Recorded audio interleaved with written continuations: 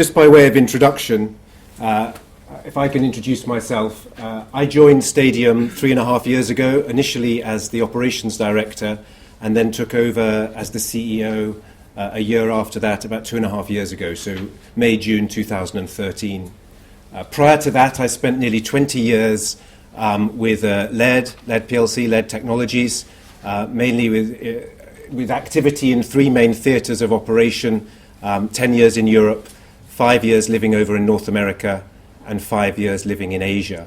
That was a very electronics-focused business, FTSE 250. It would be fair to say, compared to Stadium today, a lot of LED's customers are more consumer electronic, Apple, Samsung, Nokia in its heyday, but there were a number of obviously overlaps. What I'd like to talk to you about as the first slot here is a little bit about what's been going on at Stadium over the last couple of years and what our plans are looking forward as a business. So by way of introduction to Stadium Group, we're effectively on a journey to become a design-led, integrated technology solutions provider in the industrial equipment and instrumentation space. That's quite significantly different from what Stadium's been in the past, and I'm very proud to talk about a business that has more than 100 years of history. Stadium was founded in 1911, initially as an injection molding business, and then transitioned into electronics about 30 or 40 years ago.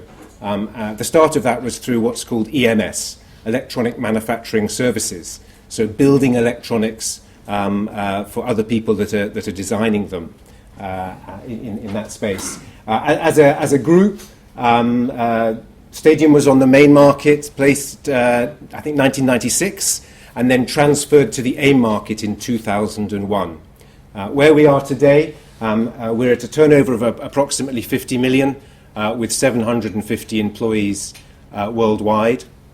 And again, we've got centres of manufacturing and design excellence, mainly focused in the UK and Asia, and I'll cover our footprint a little bit later as a view.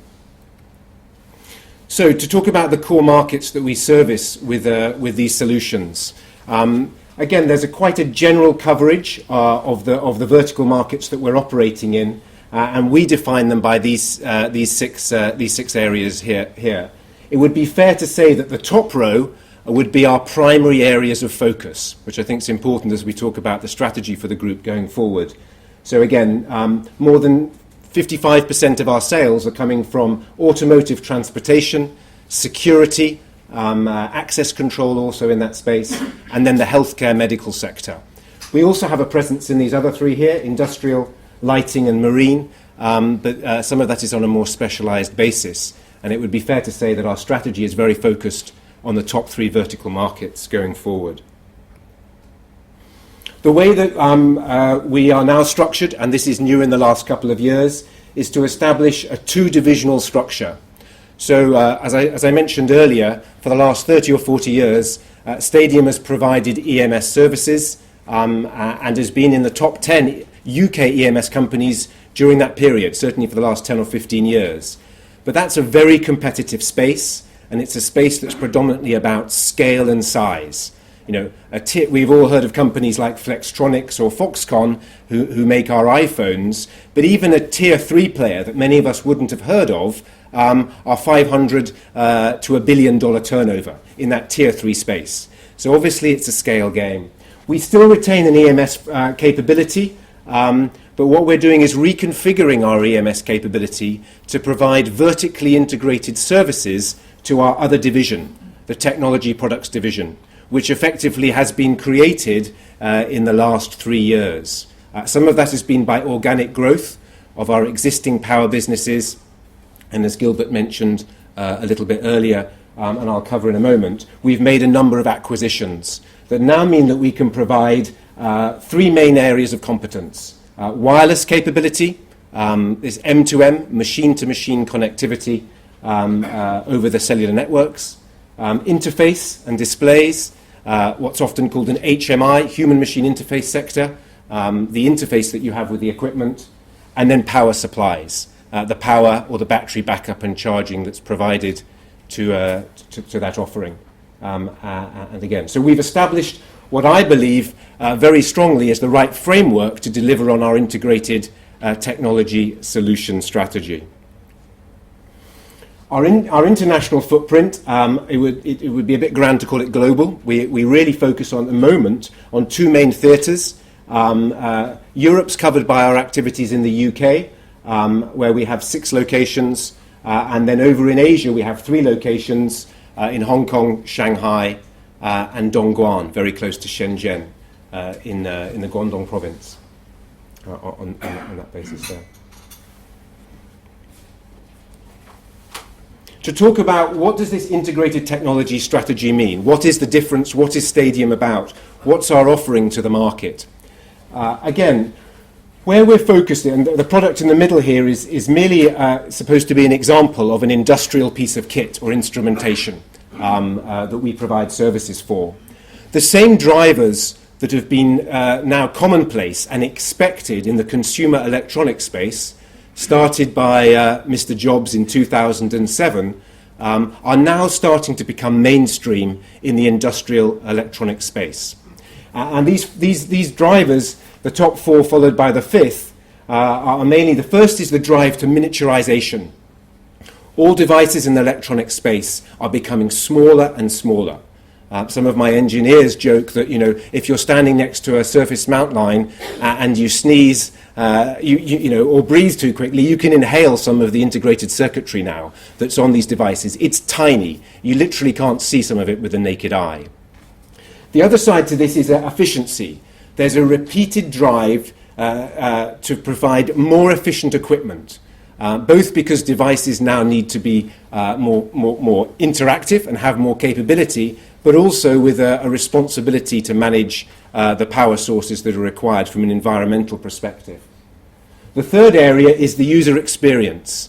The consumer expects devices to be feature-rich. We've all come very familiar with that with iPhones and Samsungs, but you have the same conversations going on in the industrial space. Our engineers at Stadium sit across the table with engineers at Honeywell or JCB, and they're talking about an interface on a machine being like an iPhone.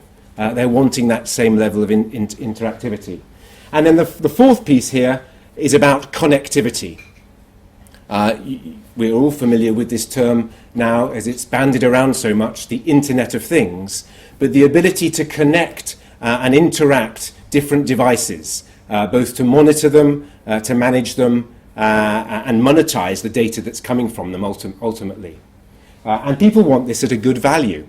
So part of our strategy, and the core element of it, is providing this integrated solution. The reason why that's compelling is we all understand what those things can give us, the advantages that we see and take as commonplace on our electronics devices as consumers today. But what they provide for electronics engineers is a lot of challenges. As soon as you start miniaturizing stuff, playing around with the power efficiencies, introducing the ability to have wireless near-field connectivity, and want to have all these fancy displays and screens on it, you create noise and interference, you create heat, which kills electronics, and you start overlaying a whole host of regulatory requirements to make sure that that product performs within the requirements of the industry sector. What Stadium goes to market with today, which is very different from what we did 2-3 years ago, is we provide and target very clearly medium-sized global or large regional OEMs with this proposition. So companies from the 25 million up to 750 million mark that are looking to find a partner that can offer them a solution in this space. The other target for this is a number of traditional OEMs that don't have electronics as their core competence are now being forced to provide an electronic solution. For example, people that make cookers might be a very good example. They're very good at making a range cooker, but the fact that somebody's telling them it needs to have a black box on the side of it with something that looks like a tablet, and when somebody's driving down the M4, they can turn their cooker on from the car, is like, hang on, we don't do that. But we want to work with a partner that can provide that solution for us. So we're finding that this proposition is both in the space and the market that we offer it, quite unique, and it's also quite compelling. The reason that we don't offer this to the very large global businesses is because they tend to have this ability in-house for themselves. In the mid-region, people are looking for this potentially from a partner to provide them that solution. So delivering on this strategy, what are the steps that have been taken over the last 2 or 3 years? And I think this is critical to outline because obviously it's very easy to stand up and talk about being a technology business. If I learnt nothing else than from my 20 years with Laird Technologies, technology is about engineering. It's about very smart people who know what they're doing in the specialized technology that you want to be an expert in. And obviously being an EMS provider, you need to know what you're doing to build things, but your core competence isn't designing and developing them. So along the top here, above the blue line, is what I describe as our technology milestones. What's been going on, and we've been very busy for the last 2.5, 3 years. We've made a number of acquisitions. The first one was in September 2012, a business called IGT Industries down in Southampton that provides interface and display solutions in this market. Shortly after taking over as CEO, I introduced what we call the Group Technology Board. This is to get the very smart technical people within Stadium to move away from being in their silos to operate together to think about what it takes to design an integrated solution. Critically, and this is something that was core to this strategy, we made an acquisition in July 2014 of an M2M wireless technology business called United Wireless Devices in Warrington. Stadium without a wireless proposition cannot offer an integrated solution. Our time to market or our speed to value of developing that ourselves meant that it needed to be an acquisition, and we found a very good company to do that with. And then what we've done from the second half of last year, and we continue to do, is to scale that capability ourselves. So we've opened a number of what we call RDCs, Regional Design Centres, to help expand our technology proposition. And then very recently, we've also just made a complementary acquisition of Strongchronix in the power space, and I'll talk about that in a moment. Under the blue line, there's some other things that need to happen when you're changing a business from doing one thing every day when it wakes up in the morning to doing a very different thing every day when the team wake up in the morning. We've had to do some pretty, some of it's quite heavy lifting and some other fundamental changes. We've closed one of our EMS factories in the Midlands. We've reviewed our UK footprint to make sure it's appropriate to support this strategy. We've changed and upgraded our leadership. That didn't mean that the leaders that were in the group before were necessarily bad leaders, but presenting and developing a technology proposition requires a different expertise than the one the business has been used to dealing with before. So we brought in a number of high caliber and changed out some of the leadership. We've also upgraded and relocated our operations in Asia. And I'm very glad, as I stand in front of you now, to say that was completed back in July. It's not something one wants to do if you want to have sleepless nights, or if you want sleepless nights for a while. But the team executed superbly on that. And we now have a world-class facility in South China that can meet all global OEM requirements for vendor audits on that side. So there's been a lot going on, and consequently we're now starting to see the outturn of that in the results of the business and how it's performing. So to talk a little bit about some of these acquisitions and why I certainly get very excited about them and what it's starting to do for Stadium as an organisation. United Wireless Devices was acquired in July 2014, I mentioned. We've renamed that Stadium United Wireless. So you can see we're not spending a lot of money on marketing at the moment. But what we have got here is a really exciting addition to the group. This was a real case where 1 and 1 is significantly more than 2. This business has recognised design capability in the M2M sector, the machine-to-machine connectivity sector. That's where devices are communicating using the cellular network. What we're familiar with for our mobile phones, so GSM, CDMA, LTE, 4G, this type of technology, as well as offering near-field communication and other forms like that. So this is being driven from a designed capability that we have in this group. But when we were doing the commercial due diligence for this acquisition, the message from a lot of the customers who are, FTSE 250 type businesses was, firstly, whatever you do, don't screw this up, because these guys do a good job. But actually, we can't give them any more business. Their factory in Manchester is running to the ceiling. They have no more space. Their designers and their engineers are brilliant, but we can't give them any more work. What Stadium had and has is a relative international footprint of electronics expertise to be able to scale that. And that's what we've been doing. This market is a very exciting space to operate. Again, I mentioned this Internet of Things. That's a pretty it's definitely going to sort of happen in some shape or form, but it's very unclear exactly how that will work. The M2M part of that, which is a slice of that pie, is much more clearly defined. And this is, as I say, about the cellular network connectivity of machine-to-machine interface. And that's measured by the number of subscribers there are with the network operators. That's growing, and if you take any of the respected research from Berg, Reed, or Gartner, at between 20 and 25%. The actual numbers are potentially significantly better than that. And if you operate in some vertical markets, it can be double that. So again, this is an exciting space for us to operate in as a view. At the moment, there are about 180 to 200 million recognized subscribers worldwide, and they're talking about that being 600 million by 2019. Again, none of those numbers include any of the upgrades that happened with our mobile phones, from 2G to 3G to 4G. It doesn't include any of the delinquency, where people embed a black box into a piece of equipment but decide never to activate it. So there's a very, very exciting space to operate in. To support that growth, as well as offering the ability to vertically integrate the manufacturing in our other sites, we've invested in these RDCs to be able to scale that. And we've opened 2 in the UK, one in the Norwich Research Park, on the outer perimeter of what's going on in Cambridge, and very close to where our power business had historically been, and then one down at the same site, or on the same site as our HMI business in Southampton.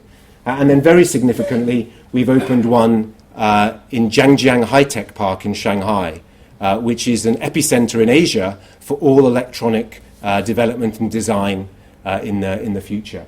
And this really is, as it says on that bullet there, access to innovation ecosystems. The way that technology is being designed today is about an ecosystem of partners, customers, design partners, suppliers with the right talent. And you need to go to where these epicenters are to be at the forefront of the design. Nobody sits down in Cupertino, California, and places an iPhone 6 on the table and says, today we're going to design an iPhone 7. It doesn't work like that. However good Johnny Ive is, that's not what he does. What they do is they pull in all the best brains and all the best minds about all of the specific technology, and they get them to work to their brief. And that happens in these ecosystems. One of them is in Shanghai for Asia. The other one in Europe, there's a fight going on between the Nordic countries, particularly Sweden, and actually the UK is making enormous strides in this area. And then over in the US, Silicon Valley is the center for that, with offshoots to Massachusetts and to Seattle. These are the places where that happens. So again, Stadium now sits from a UK and an Asia perspective at the right place to be part of that ecosystem. The Strongchronix acquisition that we completed on the 19th of August this year, so it's a relatively new member of the Stadium family, is also a very exciting complementary element to strengthening the power supply capability that we have as a group. Strongchronix is a well-recognized brand and name in the UK in this space. It's in 20,000 square foot new facility in Reading. It's profitable and it's growing, and it really complements what we're doing. So with Stadium Power in the green box here, our existing power business, we're recognized as a leader in the provision of customized power supplies to specific vertical markets. What Strongchronix provides to our group is a much broader line expertise in semi-customized and more standard power supplies, to mean that we genuinely have a one-stop shop as a go-to supplier for power supplies and battery backup. This next slide, I don't intend to take you through each one of these. It was more by way of example, because a lot of times people can make sweeping statements, but the reality and the devil is in the detail. And this just gives an example where this is one vertical market, healthcare, a critical one to Stadium, and it shows where in blue you've got products that are designed in by Strongchronix, and green where products have been designed in by Stadium. And they genuinely complement each other. To take one as an example, so you have this ventilator, so this is life support machines. Due to the legislation in this space, you need to have different requirements for devices that are in contact with the patient and devices that are in contact with the operator, the people, the staff of the hospital. So again, Stadium specializes in the customized power supply, and all of the different battery backup that's required is where Strongchronix specializes. So now we genuinely can offer a combined solution into this vertical market, which is very exciting for our customers and to support our strategy of cross-selling. So again, we announced on the 8th of September our results for the first half of 2015.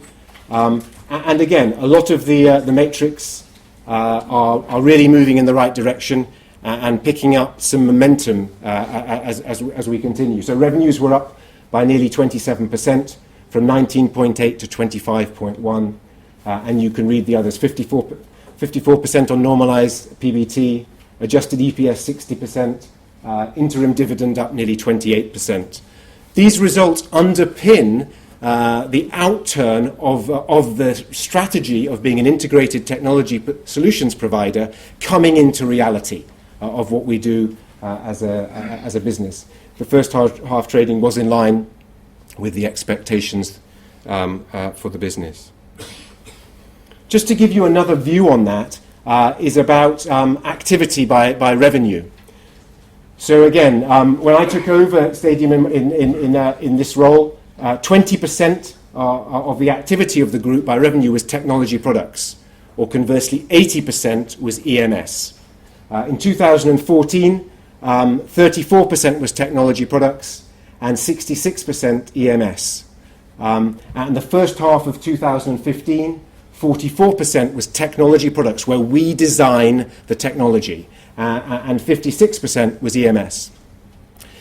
For the full year, as it says, we expect that to hit the 50% plus mark. So more than 50% of Stadium's activity will be with design-led technology solutions. Throughout this period, we have seen a slight decline in our EMS, but it has not dropped off the edge of a cliff. It's kind of just stayed there at the level it was. So this is all about growth in the technology part of the business. The way that we like to describe this is that we really feel that we're at that tipping point in our story. Not just by the way that we feel, but by the way that the outturn of our activity. And of course, order books give you a view into the future, and they also support what I'm saying. Some of the highlights from the first half: we successfully integrated the new wireless business, and the team there are performing exceptionally well. I talked about our new factory location over in South China. There's a photograph there of our new site, which is great. We know now that any global OEM goes in to do a vendor audit, we know it's going to pass. It's fit for purpose. It's the same type of quality of factory that you'd find in a FTSE 250. Anything that I work with at Laird, it can match it. 3 new regional design centres have been opened. Gilbert made reference to the equity raise, of which there was a firm placing for 5 million and 1 million of open offer, which we were very excited about the oversubscription on that open offer, and some people less excited by the clawback that was required. But again, that supported the acquisition of Strongchronix. And again, Paul Branson, the managing director there, has joined us, and he's tied in through the incentives he has for 2 years, and is doing a fantastic job in the integration already. Our integrated technology proposition is gaining some significant momentum. And again, we see a more than 30% increase in the order book for technology products from the year end. And that doesn't include the order book that we've acquired with a growing business of Strongchronix. So again, just to draw this to a close, I think, you know, there's an outline here of some of the summary. You know, there's a strong financial performance in line with the expectations. Others of these items I've mentioned, whether that be the relocation in Asia, the design centres. All of these actions are going on aggressively under the surface of this business to transform what Stadium is each week, each month, each quarter, each half, each year. And we're seeing that really pick up some very exciting momentum. The most exciting thing for me is, and again, if this is a lesson I learnt with Laird, who used to supply a lot of product to Nokia 10 years ago, and then Nokia suddenly disappeared and he needed to supply a lot of product to Apple the next day. The customer is the voice of whether your strategy is working. And we see our order book growing and underpinning the confidence that we have in the second half of the year as a view. This is about the execution of a strategy linked to increasing competitiveness by the rate at which the business accelerates. And that's the clear outline of what we're trying to do, to be accelerating through this journey to deliver the best outturn for our customers and ultimately all the stakeholders involved with Stadium Group. Thank you very much.